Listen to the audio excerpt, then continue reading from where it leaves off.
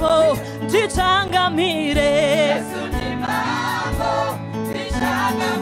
Yesu wangu ndi mambo tichangamire.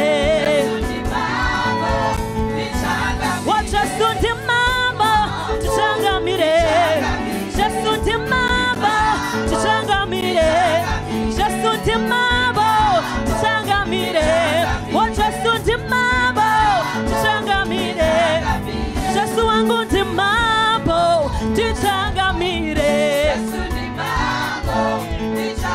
Taenda kufoni ndi mambo tichangamire. Tapinda kufrisco ndi mambo tichangamire. Taenda mekini ndi mambo tichangamire. Yesu ndi mambo tichangamire. Yesu ndi mambo tichangamire. Wana Yesu ndi mambo tichangamire. Yesu ndi mambo tichangamire. Yesu ndi mambo tichangamire. Yesu ndi mambo tichangamire. Uchitambira mwari ushira.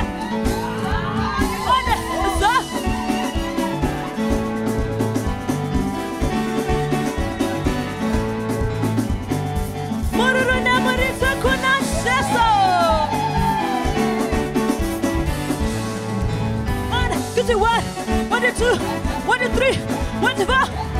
Bata pasi. Yeah. 1, 2, 1, 2, 1, 2, 3, 1, 2, 4. Hey, bata pasi. And that's on it. 1, 2, 1, 2, 2, 1, 2, 3, 1, 2, 4. Bata pasi. One more time. 1, 2, 1, 2, 2, 1, 2, 3, 1, 2, 4. Bata pasi.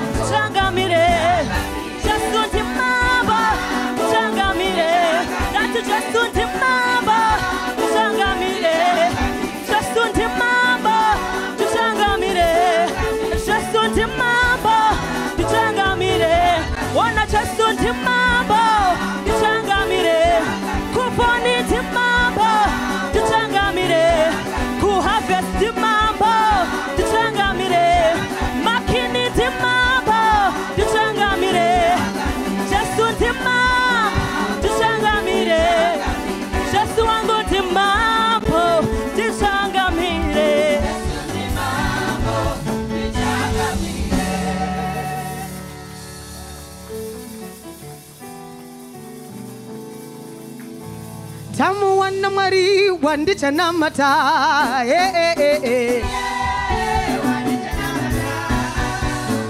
Tamu wana mari wandicha namata.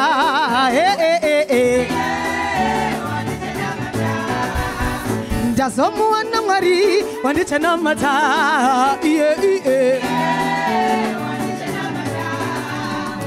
Tamu wana mari wandicha namata.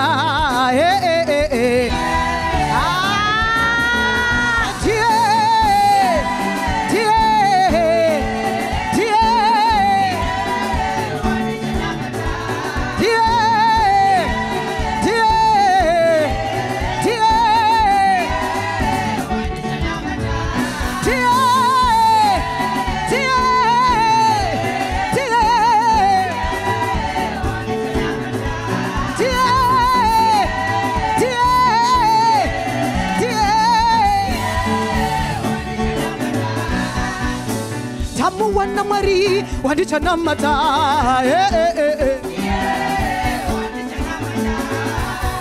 Dasomu wana mari wandicha namata.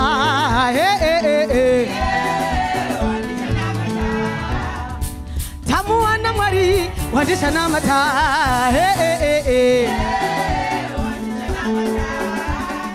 ndazomuwana Mwari wandichanamata.